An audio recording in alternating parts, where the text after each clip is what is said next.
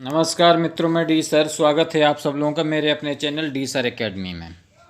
मित्रों देखिए, मैं एक बात बता दूं आपको कि आज का जो टॉपिक है काफ़ी इम्पोर्टेंट है, मैथोलॉजी से है।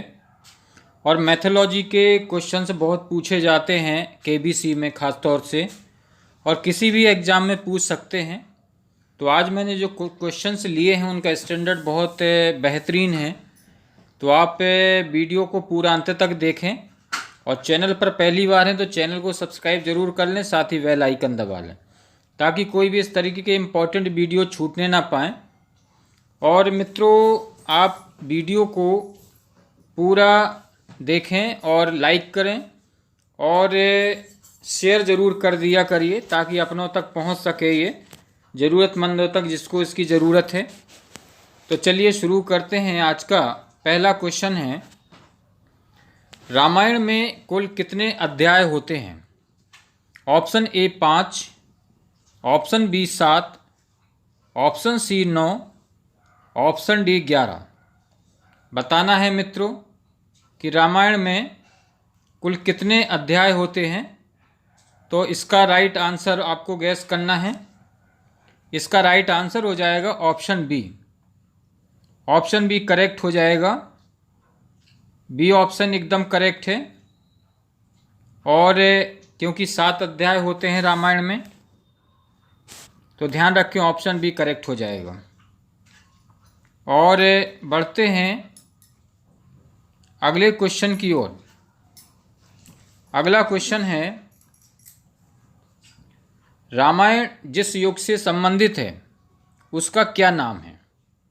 यानी आपको बताना ये है कि रामायण किस युग से संबंधित है। तो ऑप्शन ए त्रेता युग, ऑप्शन बी सतयुग, ऑप्शन सी द्वापर युग, ऑप्शन डी कलयुग। तो इसका राइट आंसर हो जाएगा, आपको बता दें, इसका जो करेक्ट आंसर होगा वो हो जाएगा ऑप्शन ए। यानी कि आपको बता दें ये त्रेता युग से संबंधित है। रामायण त्रेता युग से संबंधित है, ध्यान रखें, बहुत ही इम्पोर्टेंट क्वेश्चन है ये। और अगला क्वेश्चन कर लेते हैं। अगला क्वेश्चन है, महर्षि वाल्मीकि का बचपन का नाम क्या था? बहुत ही इम्पोर्टेंट क्वेश्चन है मित्रों ये। बताना है कि महर्षि वाल्मीकि का बचपन का नाम क्या था। तो गैस करें आप। ऑप्शन बता देते हैं। Option A Ratnakar, option B Ratnak, option C Ratnasen, option D Ratnesh. तो इसका राइट ऑप्शन हो जाएगा ए, रत्नाकर नाम था इनका बचपन का। तो ध्यान रखें ऑप्शन ए राइट हो जाएगा। महर्षि वाल्मीकि का बचपन का नाम पूछा है तो मित्रों रत्नाकर हो जाएगा। ध्यान रखें आप, काफ़ी इम्पोर्टेंट क्वेश्चन है ये। और बढ़ते हैं अगले क्वेश्चन की ओर। अगला क्वेश्चन है स्क्रीन पे आपके, समुद्र मंथन से प्राप्त उस हाथी का क्या नाम था जो श्वेत वर्ण का था?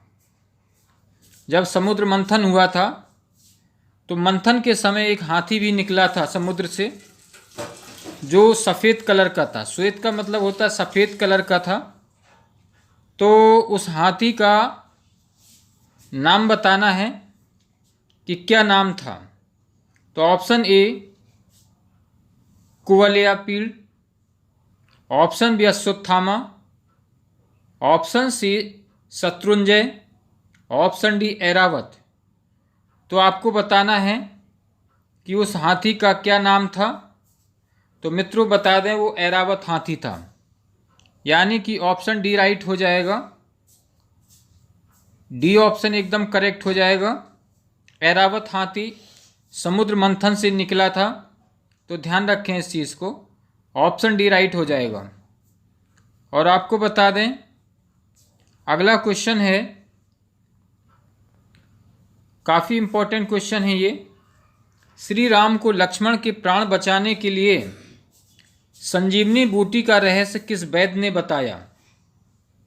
यानी जब लक्ष्मण जी को शक्ति लगी थी, जब मूर्छित हो गए थे, तो जो संजीवनी बूटी का रहस्य बताया था जिस वैद्य ने, उस वैद्य का नाम बताना है आपको। तो option A Vibhishan, option B Sushen, option C Akrur, option D Charak. तो कौन सा आंसर इसका करेक्ट हो सकता है?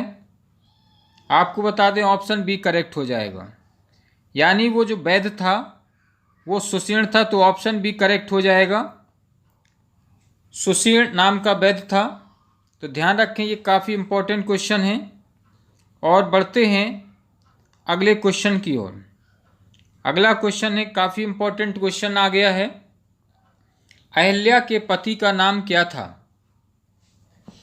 Option A Vishwamitra, option B Brihaspati, option C Vashishtha, option D Gautam.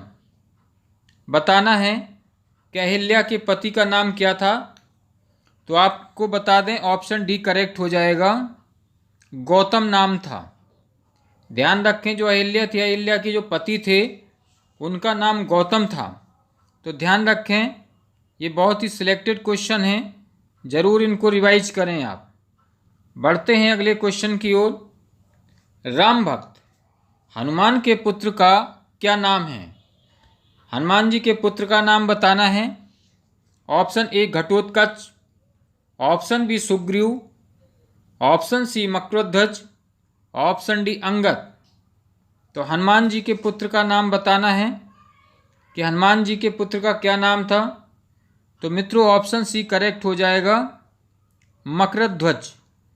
Makardhwaj Hanuman ji के पुत्र का नाम था, तो ऑप्शन सी करेक्ट हो जाएगा। ध्यान रखें इसको। और बढ़ते हैं अगले क्वेश्चन की ओर। अगला क्वेश्चन आपकी स्क्रीन पे है।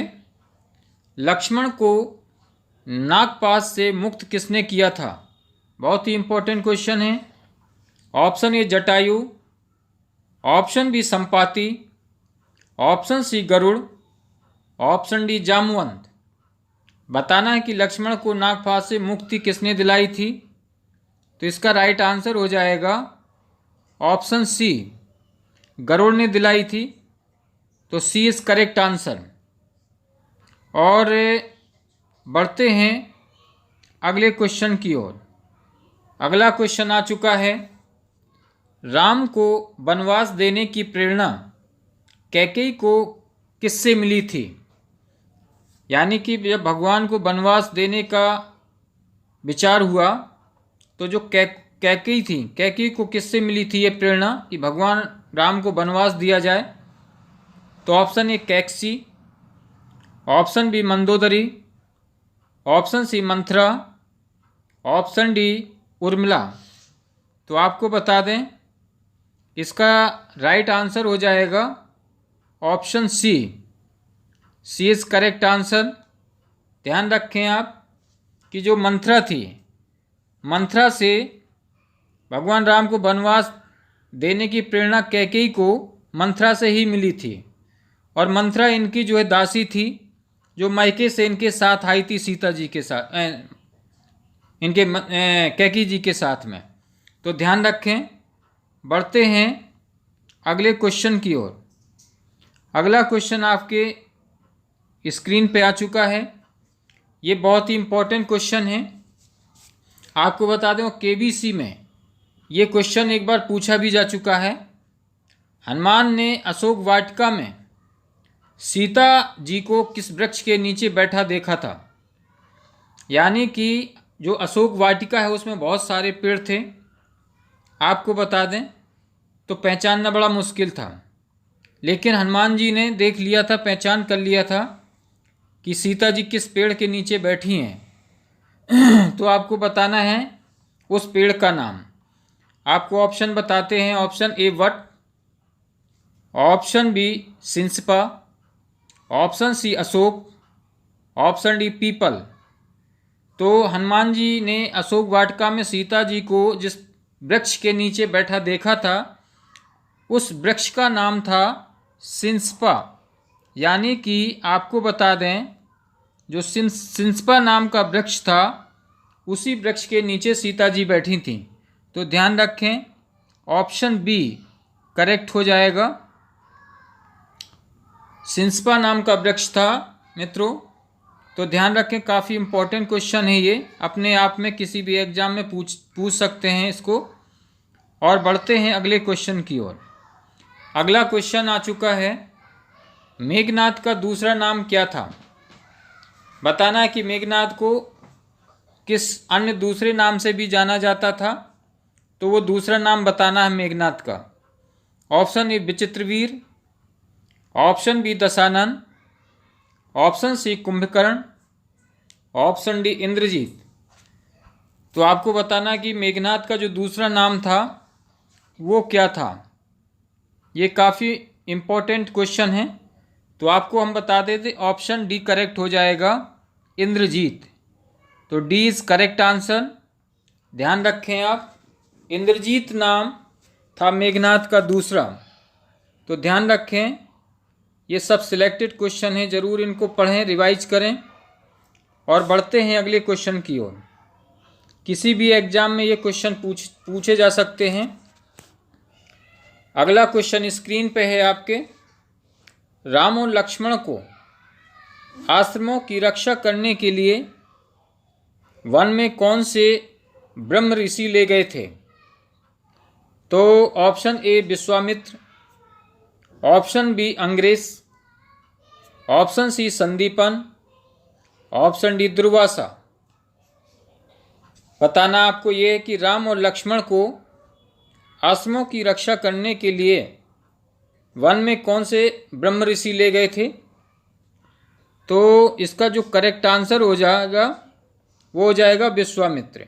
विश्वामित्र जी ले गए थे, तो ऑप्शन ए राइट हो जाएगा मित्रों। ध्यान रखें, विश्वामित्र जी आश्रमों की रक्षा करने के लिए वन में ले गए थे इनको। तो ये सब सिलेक्टेड क्वेश्चन हैं, तो ज़रूर इनको पढ़ें, ध्यान दें आप। और बढ़ते हैं अगले क्वेश्चन की ओर। अगला क्वेश्चन आ चुका है स्क्रीन पर। मथुरापुरी नगरी की स्थापना किसने की थी। Option A Lakshman, option B Shatrughna, option C Bharat, option D Ram. बताना है कि जो मथुरापुरी नगरी थी उसकी स्थापना किसने थी। तो इसकी स्थापना जो की थी आपको बताते हैं, ऑप्शन बी करेक्ट हो जाएगा, शत्रुघ्न ने। तो option B is correct answer. और बढ़ते हैं अगले क्वेश्चन की ओर। अगला क्वेश्चन है, उस सरोवर का क्या नाम था जो 1 योजन लंबा तथा इतना ही चौड़ा था। काफ़ी इम्पोर्टेंट है, उस सरोवर का नाम बताना है जो 1 योजन लंबा तथा इतना ही चौड़ा था। Option A Pampasar, option B Panchapsar, option C Amritsar, option D Mansarovar. तो उस सरोवर का नाम बताएं आप, गैस करें। इसका राइट आंसर हो जाएगा ऑप्शन बी पंचापसर। तो बी इसका करेक्ट आंसर हो जाएगा, बी इज करेक्ट आंसर, यानी पंचापसर सरोवर का नाम था। तो काफ़ी इम्पोर्टेंट है ये, ध्यान रखें। और बढ़ते हैं अगले क्वेश्चन की ओर। अगला क्वेश्चन स्क्रीन पे है आपकी। रावण ने वानरों के राजा सुग्रीव के पास किसे अपना दूत बनाकर भेजा था। Option A Praghas, option B Mahodar, option C Suk, option D Dhumraksha. बताना है कि रावण ने वानरों के राजा सुग्रीव के पास किसे अपना दूत बनाकर भेजा था। तो इसका राइट आंसर हो जाएगा ऑप्शन सी, किसे भेजा था, सुक को भेजा था। तो ध्यान रखें, ऑप्शन सी करेक्ट हो जाएगा। और बढ़ते हैं अगले क्वेश्चन की ओर। अगला क्वेश्चन स्क्रीन पे है आपकी। हनुमान जी की माता पूर्व जन्म में एक अप्सरा थी। अप्सरा रूप में वह किस नाम से जानी जाती थी। Very important question. क्वेश्चन ये है कि हनुमान जी की जो माता थी वो पूर्व जन्म में एक अप्सरा थी और अप्सरा रूप में उन्हें किस नाम से जाना जाता था, बताना ये है आपको। और ऑप्शन है, option A Punjik Sthali, option B Janapadi, option C Urvashi, option D Ghritachi. तो आपको बता दें इसका राइट आंसर हो जाएगा ऑप्शन ए, यानी कि पुंजिक स्थली जो नाम था इनका, अप्सरा के रूप में जाना जाता था इनको। तो ऑप्शन ए करेक्ट हो जाएगा। ध्यान रखें, काफ़ी इंपॉर्टेंट क्वेश्चन है ये। और बढ़ते हैं अगले क्वेश्चन की ओर। अगला क्वेश्चन आपकी स्क्रीन पे है, रामायण कालीन सरयू नदी को वर्तमान में क्या कहते हैं। बहुत ही इंपॉर्टेंट क्वेश्चन है। रामायण युग की बात है ये, कि जो सरयू नदी थी रामायण काल में, उस नदी को वर्तमान में यानी कि आज के समय पे किस नाम से जाना जाता है सरयू नदी को। गैस करें। इसका ऑप्शन बता देते हैं आपको। Option A Yamuna, option B Ganga, option C Ghaghara, option D Gomti. तो सरयू नदी को वर्तमान में मित्रों घाघरा के नाम से जाना जाता है। तो ऑप्शन सी करेक्ट हो जाएगा। जो रामायण काल में सरयू नदी थी, उस सरयू नदी को आज के समय पे घाघरा के नाम से जाना जाता है। तो ऑप्शन सी करेक्ट हो जाएगा। इसको घाघरा के नाम से सरयू नदी को जाना जाता है, तो ध्यान रखें ऑप्शन सी करेक्ट हो जाएगा। अगला क्वेश्चन स्क्रीन पे है आपके, रामायण के सबसे छोटे कांड का क्या नाम है। Very important. देखिए, अभी मैंने बताया था फर्स्ट क्वेश्चन जो था कि रामायण में टोटल यानी कि कुल कितने अध्याय हैं। तो उसका आंसर मैंने बताया था आपको कि टोटल 7 अध्याय हैं।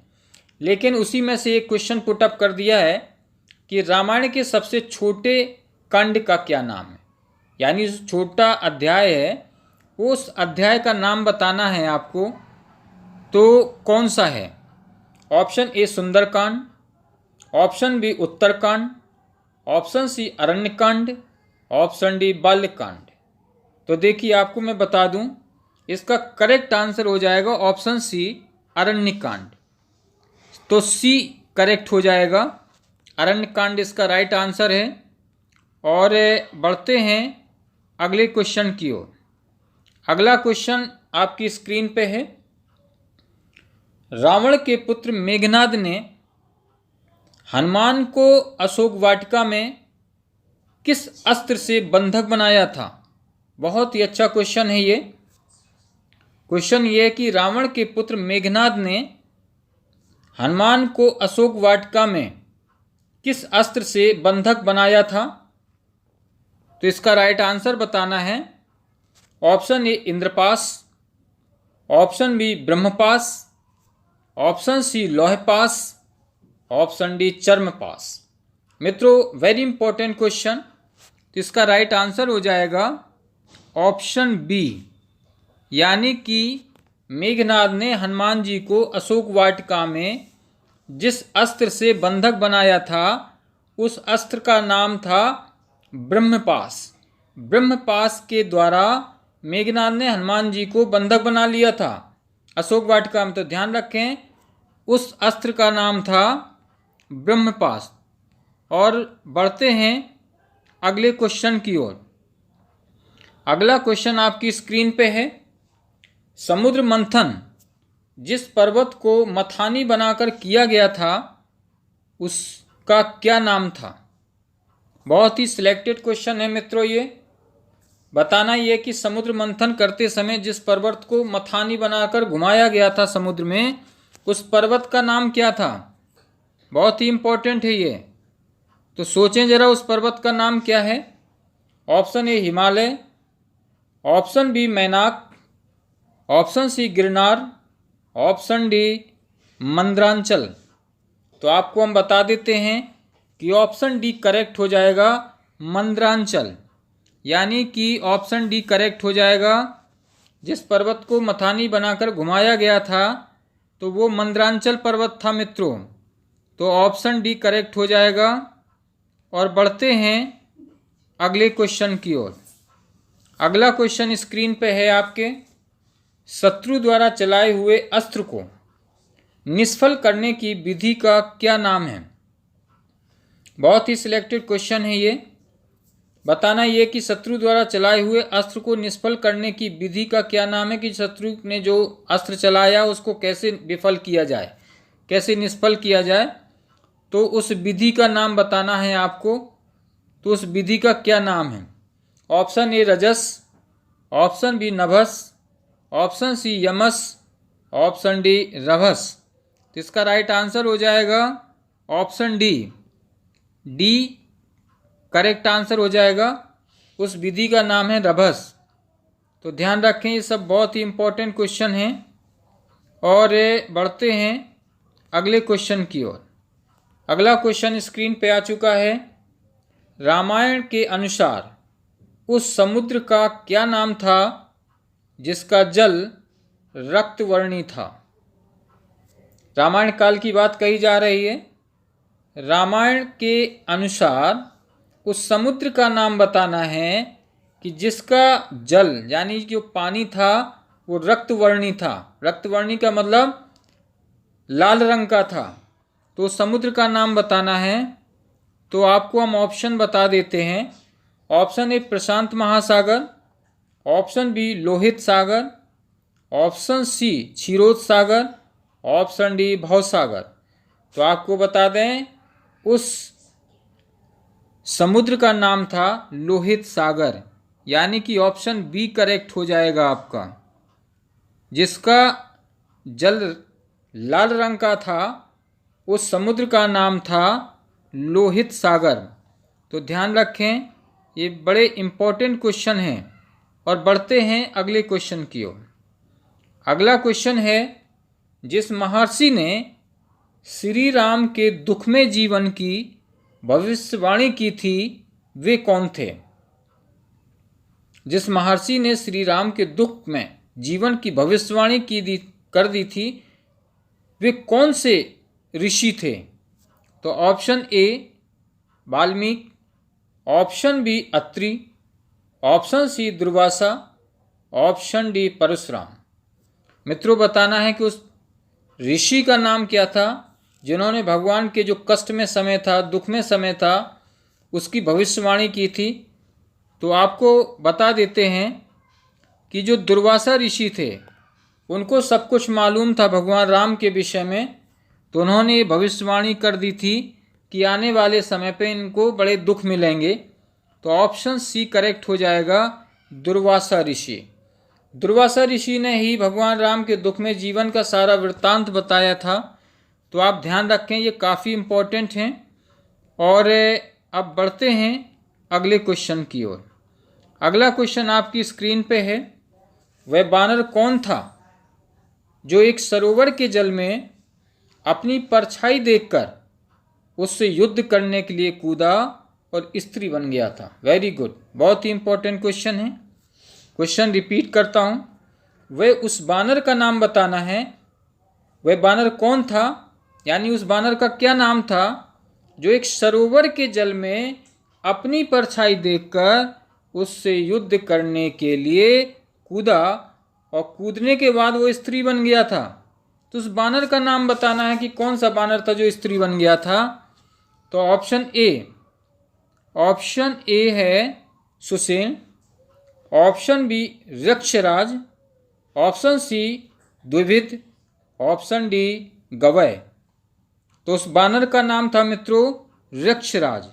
यक्षराज नाम का एक बानर था जो सरोवर के जल में गया, वो अपनी परछाई देखी उसने, और उस परछाई में जो इसी की सूरत दिख रही थी उससे युद्ध करने के लिए उसमें कूद पड़ गया और स्त्री बन गया था। तो यक्षराज बानर था। तो बी ऑप्शन करेक्ट हो जाएगा। आप ध्यान दें, काफ़ी इंपॉर्टेंट क्वेश्चन है, ये सिलेक्टेड क्वेश्चन है। तो ज़रूर इनको आप जो है ध्यान से पढ़ें और रिवाइज करें। जो लोग केबीसी की तैयारी कर रहे हैं उनके लिए रामबाण सिद्ध होगा। तो एक एक क्वेश्चन बहुत ही इंपॉर्टेंट है। ये आपको बता दें कि ये 25 लाख से लेकर के 1-1 करोड़ के क्वेश्चन हैं। तो इनको आप ज़रूर ध्यान दें। अगला क्वेश्चन है स्क्रीन पे आपके, निम्न में से यम के हाथी को किस नाम से जाना जाता है? जो यम है उनके हाथी को बताना है कि किस नाम से जाना जाता है। तो option A Airavat, option B Virupaksha, option C Ashwatthama, option D Mahapad. तो यम के हाथी का नाम बताना है कि किस नाम से जाना जाता था, तो इसका राइट ऑप्शन हो जाएगा बी, महापद के नाम से जाना जाता था, तो डी ऑप्शन करेक्ट हो जाएगा। और बढ़ते हैं अगले क्वेश्चन की ओर। अगला क्वेश्चन आपके स्क्रीन पे है, मातली नाम से किस देवता के सारथी को जाना जाता है, यानी कि उस देवता का नाम बताना है जिनके सारथी का नाम मातली था। तो ऑप्शन ए प्रद्युम्न, और option B Varun, option C Kartikeya, option D Indra. तो मातली नाम से किस देवता के सारथी को जाना जाता है, तो आपको बता दें मित्रों कि वो इंद्र थे। इंद्र के जो सारथी थे वो मातली थे, मातली ध्यान रखें। तो ऑप्शन डी करेक्ट हो जाएगा, मातली भगवान इंद्र के सारथी थे। तो ध्यान रखें इस चीज़ को। और बढ़ते हैं अगले क्वेश्चन की ओर। अगला क्वेश्चन स्क्रीन पे है, निम्न में से कलह प्रिय किसे कहा जाता है, बहुत ही इंपॉर्टेंट है ये। ऑप्शन ए गणेश, गणेश जी को, option B Narad, option C Shakuni, option D Shri Krishna. बताना है कि कलह प्रिय किसे कहा जाता है। कलह प्रिय का आप मतलब समझ रहे होंगे, जो लड़ाई झगड़ा करता है, गुस्सा करता है, ठीक है, हर जगह कलह करता है। तो इससे कलह प्रिय किसे कहा जाता है, तो option A Ganesh, option B Narad, option C Shakuni, option D Shri Krishna. तो आपको बता दें मित्रों कि ऑप्शन बी करेक्ट हो जाएगा, नारद जी को कलह प्रिय के नाम से जाना जाता है। तो ऑप्शन बी करेक्ट हो जाएगा। और बढ़ते हैं अगले क्वेश्चन की ओर। नेक्स्ट क्वेश्चन आपकी स्क्रीन पे है, रामायण के अनुसार वह कौन सा देश था जो सुंदर अश्वों के लिए प्रसिद्ध था। बताना है आपको इसका राइट आंसर। तो option A Ayodhya, option B Gaya, option C Bahik, option D Mithila. उस देश का नाम बताना है जो सुंदर अश्वों के लिए प्रसिद्ध था। तो मित्रों ऑप्शन सी करेक्ट हो जाएगा। आप सी को ध्यान रखें, वाहिक। तो ध्यान रखें ये सब सिलेक्टेड क्वेश्चन हैं। और बढ़ते हैं अगले क्वेश्चन की ओर। अगला क्वेश्चन स्क्रीन पे है, वानर यूथपति केसरी किस पर्वत पर निवास करता था। Option A Sumeru, option B Mandranchal, option C Kishkindha, और ऑप्शन डी कंचन। आपको बताना है कि जो वानर यूथपति केसरी थे किस पर्वत पर निवास करते थे। तो आपको बता दें ऑप्शन डी करेक्ट हो जाएगा, कंचन। ध्यान रखें इस चीज़ को, ऑप्शन डी करेक्ट हो जाएगा। और बढ़ते हैं अगले क्वेश्चन की ओर। अगला क्वेश्चन है आपकी स्क्रीन पे, दुंदुभि नामक दैत्य का वध किसने किया था। तो option A Lakshman, option B Bali, option C Angad, option D Hanuman. बताना है कि दुंदुभि नामक दैत्य का वध किसने किया था। तो आपको बता दें कि ऑप्शन बी करेक्ट हो जाएगा, बाली ने किया था। बाली जो थे उन्होंने दुंदुभि नामक दैत्य का वध कर दिया था। तो ध्यान रखें ऑप्शन बी करेक्ट हो जाएगा। और बढ़ते हैं अगले क्वेश्चन की ओर। अगला क्वेश्चन स्क्रीन पे है आपके, रावण के एक सेनापति विरूपाक्ष का वध किसने किया था। बताना है आपको, option A Lakshman, option B Angad, option C Hanuman, option D Shri Ram. तो इसका राइट आंसर हो जाएगा ऑप्शन सी, यानी कि हनुमान जी ने रावण के एक सेनापति विरूपाक्ष था उसका वध कर दिया था। तो ध्यान रखें ऑप्शन सी करेक्ट हो जाएगा। और बढ़ते हैं अगले क्वेश्चन की ओर। अगला क्वेश्चन स्क्रीन पे है, तक्षक नाग के शरीर का रंग कैसा था? आपने नाम सुना होगा, तक्षक नाम का एक नाग होता था, तो उसके शरीर का रंग बताना है कैसा था तक्षक नाग के शरीर का। तो इसका ऑप्शन है, option A Dhumravarna, option B Raktavarna, option C Peetvarna, option D Neelvarna. तो आपको बता दें, इसका करेक्ट आंसर हो जाएगा ऑप्शन बी, यानी कि रक्तवर्ण। तो बी इज करेक्ट आंसर। ध्यान रखें, जो तक्षक नाग था उसके शरीर का जो रंग था, आपको बता दें, वो रक्तवर्ण का था। तो बढ़ते हैं अगले क्वेश्चन की ओर। अगला क्वेश्चन है, नागपाश नामक अस्त्र मेघनाद को किसने प्रदान किया था? बहुत ही इम्पोर्टेंट क्वेश्चन है ये। जो नागपाश नामक अस्त्र था, बहुत ही धुरंधर ये अस्त्र था। तो ये अस्त्र मेघनाद को किसने प्रदान किया था? बहुत ही इम्पोर्टेंट क्वेश्चन है।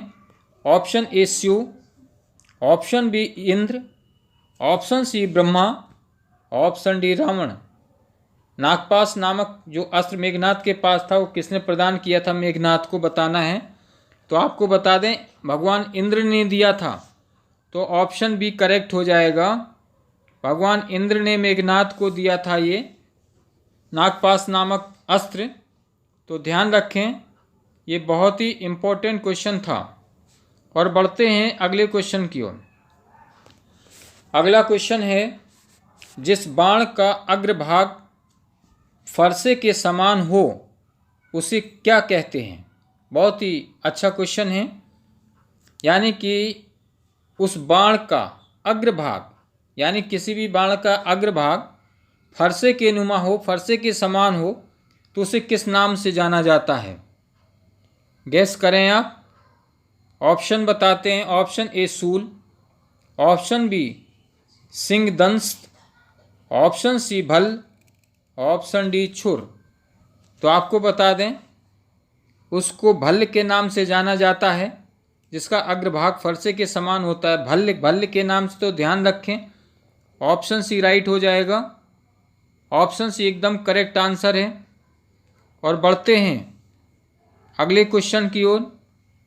अगला क्वेश्चन आपकी स्क्रीन पे है, निम्न में से कौन सा राजा वशिष्ठ ऋषि के पुत्रों द्वारा दिए गए शाप से चांडाल बन गया था?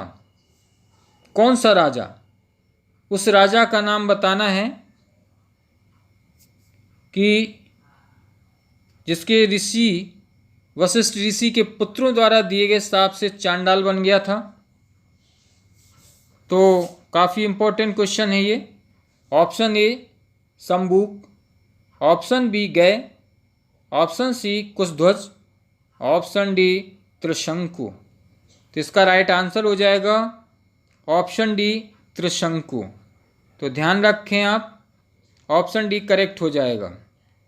और बढ़ते हैं अगले क्वेश्चन की ओर। अगला क्वेश्चन आपकी स्क्रीन पे है, इम्पोर्टेंट क्वेश्चन है ये। संपाति और जटायु में कितनी दूरी तक देखने की क्षमता थी? बताना कि ये दोनों संपाति और जटायु कितनी दूर तक का क्लियर देख सकते थे। काफ़ी इम्पोर्टेंट क्वेश्चन है ये। तो ऑप्शन ए 80 योजन, ऑप्शन बी 90 योजन, ऑप्शन सी 100 योजन, ऑप्शन डी 150 योजन।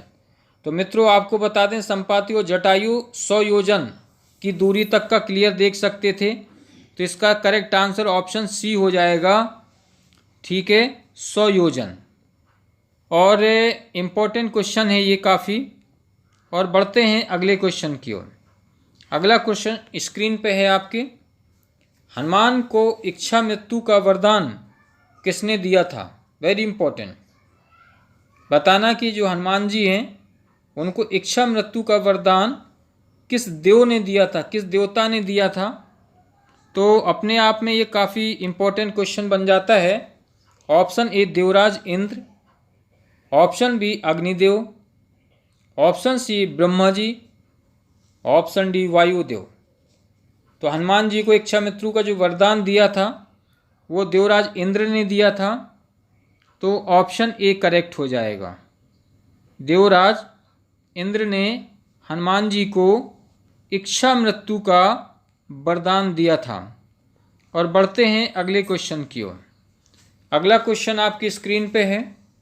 सुग्रीव के राज्य में भालू सेना का सेनापति कौन था? बताना है, गैस करें इसका आंसर। Option A Gavaksha, option B Dhumra, option C Durmukh, option D Gandhamadan. तो आपको बता दें इसका राइट आंसर हो जाएगा धूम्र, यानी कि ऑप्शन बी करेक्ट हो जाएगा। ध्यान दें, ये सब बहुत ही सिलेक्टेड क्वेश्चन है मित्रों। और बढ़ते हैं अगले क्वेश्चन की ओर।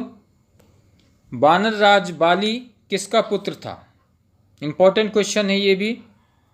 वानर राज बाली था, ये किसका पुत्र था बताना है आपको, यानी कि बाली के पिता का नाम बताना है। तो option A Agni, option B Surya, option C Indra, option D Vayu. तो जो वानर राज थे बाली, ये इंद्र के पुत्र थे, आपको बताएं। तो ऑप्शन सी करेक्ट हो जाएगा, इंद्र। और बढ़ते हैं अगले क्वेश्चन की ओर। अगला क्वेश्चन आपकी स्क्रीन पे है। किस ऋषि ने श्री राम को पंचवटी में ठहरने की सलाह दी थी? ये क्वेश्चन बहुत ही इंपॉर्टेंट है मित्रों, ध्यान दें इस क्वेश्चन को।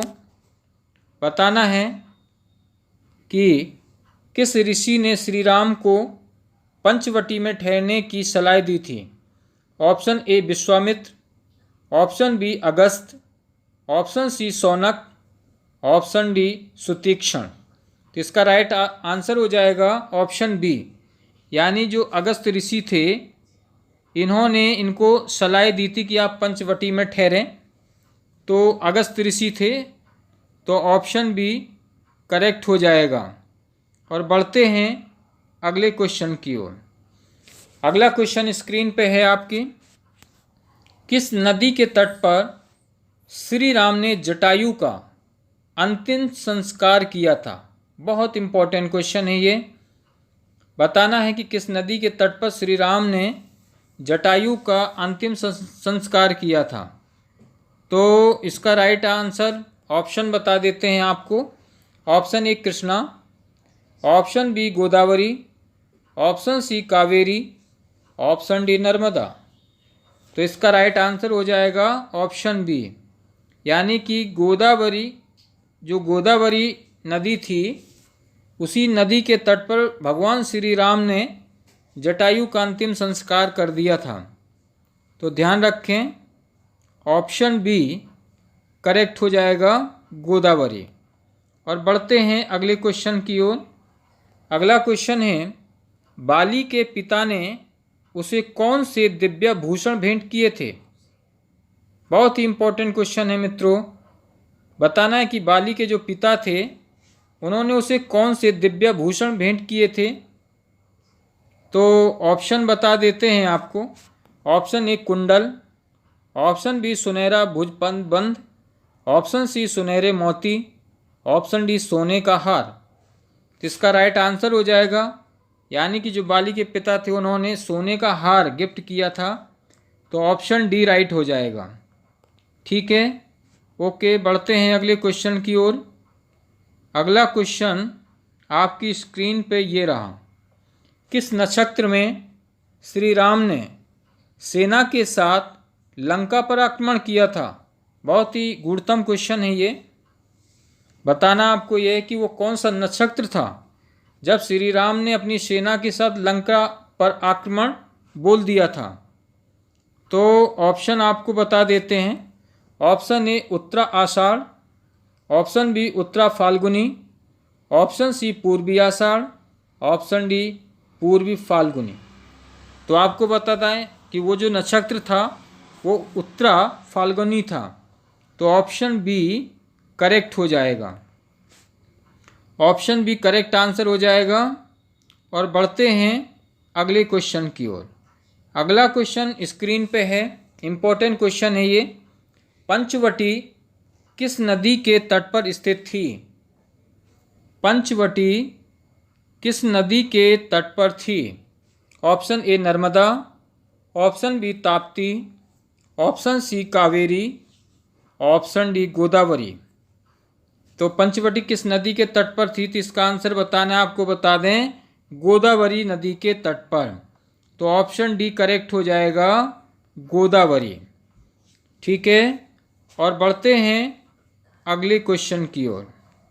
अगला क्वेश्चन आपकी स्क्रीन पे है, काफ़ी इम्पोर्टेंट क्वेश्चन है ये।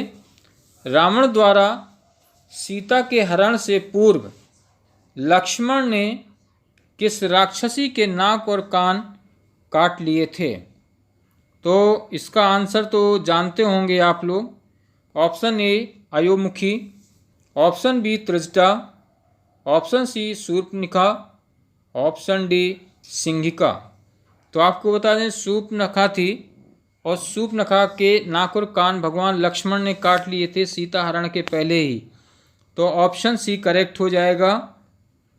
और बढ़ते हैं अगले क्वेश्चन की ओर। अगला क्वेश्चन आपकी स्क्रीन पे है।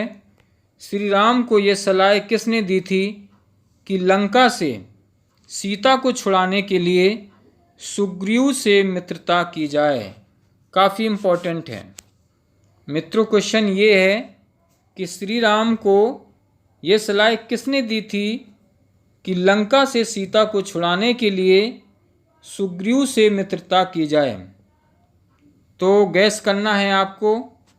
ऑप्शन बता देते हैं। Option A Marich, option B Hanuman, option C Neel, option D Sabari. तो हनुमान जी ने ये सलाह दी थी कि सीता जी को छुड़ाने के लिए सुग्रीव से मित्रता की जाए। भगवान राम को ये सलाह हनुमान जी ने ही दी थी। तो ऑप्शन बी करेक्ट आंसर हो जाएगा। और बढ़ते हैं अगले क्वेश्चन की ओर। अगला क्वेश्चन आपकी स्क्रीन पे है।